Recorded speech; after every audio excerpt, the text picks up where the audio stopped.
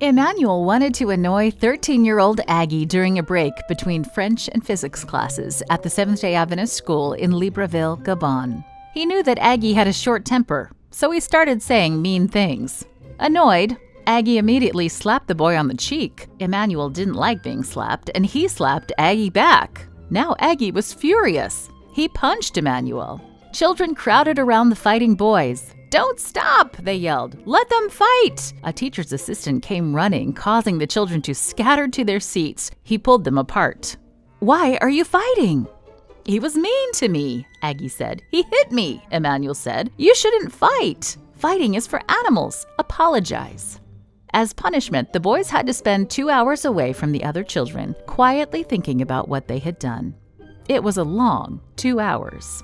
After some time, Aggie whispered to Emmanuel, "Why were you mean to me?" "I was only joking," Emmanuel whispered back. Aggie wished that he hadn't lost his temper. That summer, Grandfather sent Aggie to a Pathfinder campout.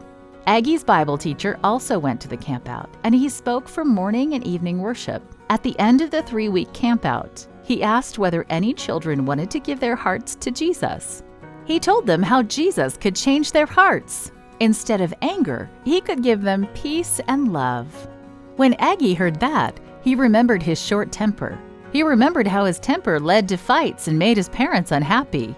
He wanted to change, and he prayed, "Lord, I want to follow you." Then Aggie stood up and went to the front. People were surprised to see him standing. His Bible teacher was happy that he wanted to be baptized. After baptism, when Aggie came out of the river, he felt the same as before. He thought maybe something miraculous would have happened, but everything still seemed normal. But as the days passed, he noticed that he no longer enjoyed many things of the past. His friends noticed that he wasn't easily angered like before. Just the other day, Emmanuel brought some cakes to sell in class, and Aggie didn't want to buy one. "I don't want to buy anything today," he said. "I'm not feeling well." "Come on, buy one," Emmanuel said. "No, I can't," Aggie said. Emmanuel's face twisted in anger and he slapped Aggie. But Aggie didn't feel angry at all, and he quietly walked away. He was so grateful that with Jesus' help, his days of having a short temper were over. Jesus was changing his heart. Part of the 13th Sabbath offering helped construct a high school for 280 students in Aggie's hometown of Libreville, Gabon. Thank you for helping change lives through the 13th Sabbath offering. It makes a big difference.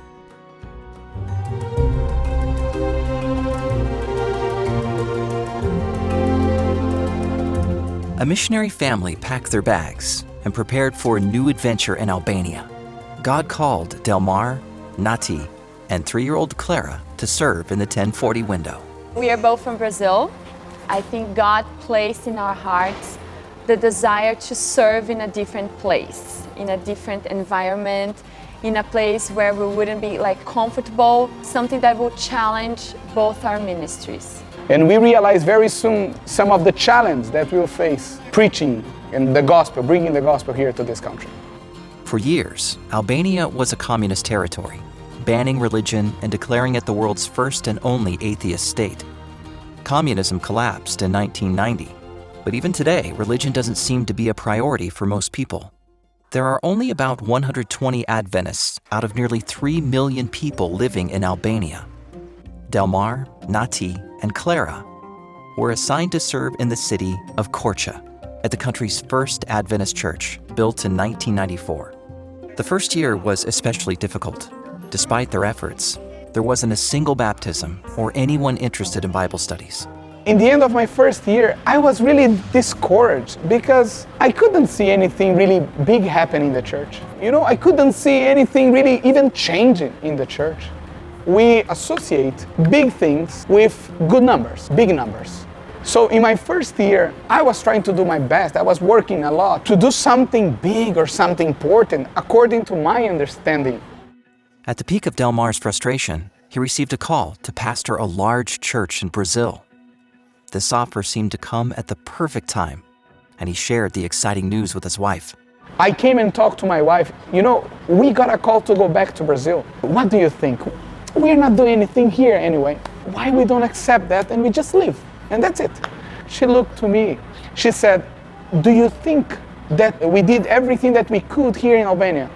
Do you really think that it's time for us to leave this place? She said, I personally think that we should stay, that the Lord has something prepared for us here. And maybe He wants to teach us something here, and He still wants to use us. So they declined the opportunity in Brazil and prayed about how God could use them in this challenging part of the world. Delmar and Nati noticed that there were a lot of kids in their neighborhood. Maybe this was a good place to start. And then we also realized that Clara could be a good missionary to them.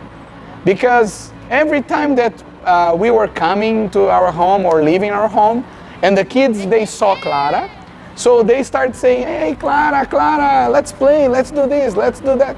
We prepare like a place to play volleyball, and then we say to them, come, let's play together. And this just happened naturally. And the kids start coming to church, and they start coming every week to church, like 2 times a week, playing volleyball, playing with us.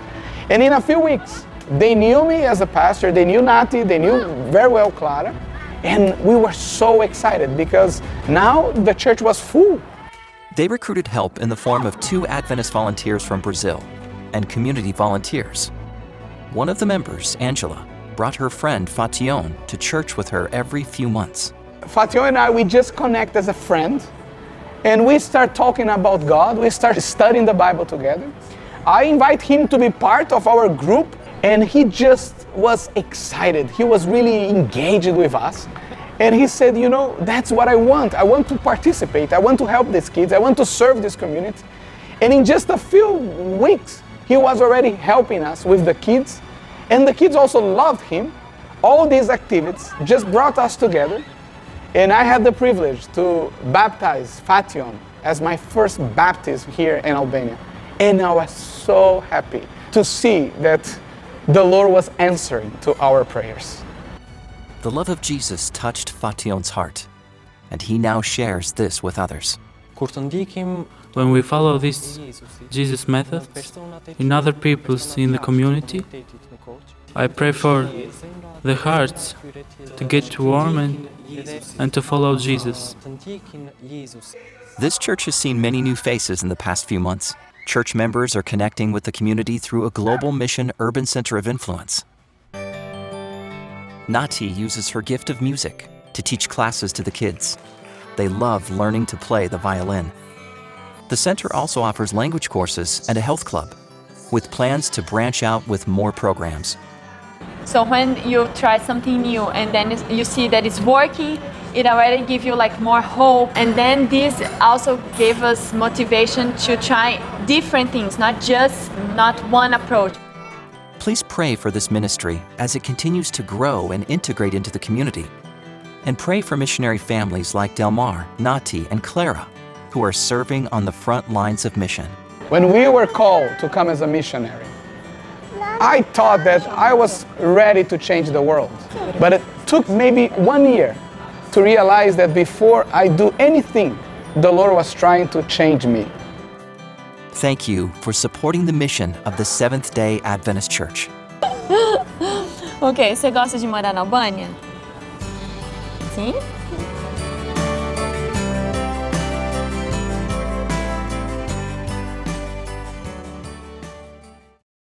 Maranatha's youth, family, and friends. If you get discouraged with all that's going on in the world today, you can join our youth department weekly. If you're wilding out by Wednesday, join us at 7:30 p.m. for a beneficial Bible study. Even if you're frazzled by Friday, join us at 7:30 p.m. for Vivacious Vespers. And on Sabbath, join us for a sensational Sabbath school at 10 a.m. And immediately after, Youth Church is presented by our very own, ending with a rundown of current events. Wait, hold on. Of course I'm going to tell you how. Go to MaranathaSDA.com, then to connect. There you will see the worship schedule. This will lead you to the access information to join us for Youth Church. Come on, log in, and support the youth. Oh, and don't forget to put yourself on mute until you're ready to talk. If you didn't know, now you know. You can find Maranatha's Youth exploring God's Word on Zoom.